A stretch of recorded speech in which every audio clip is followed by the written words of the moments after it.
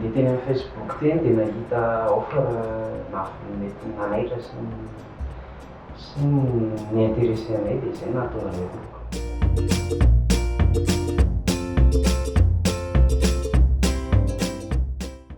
Nanao visite anankiroa ihany izay nijeren'ny volovorona sy ny mety satosika. Samy mety taminay daholo fa tsy ny hoe ny mety satosika angamba no nataoko tena coup de cœur anay.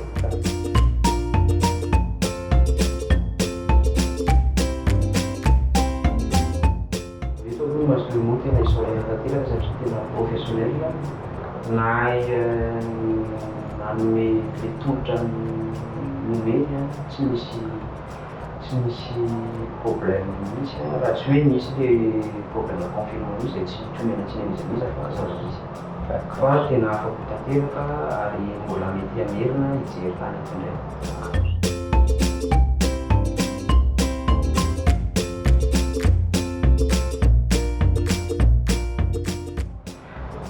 Tsy maintsy hoe faly satria zava-dehibe zany manana tany tena manokana izany ary irina dia irina mba ahitana zavatra tsara eo aminy.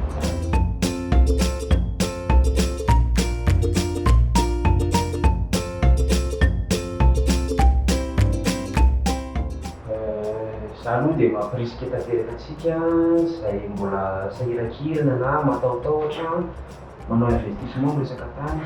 Ny Master IMMO tena mametoky anareo fa tsy ho diso fanantenanareo ary azo vehirenareo tahaka ekipan'ny titre itony. Zavatra tsy mora no mahazo an'itony kanefa nomeny Master IMMO anay izy ary tamin'ny fotoana ataoko hoe faran'ny 2020.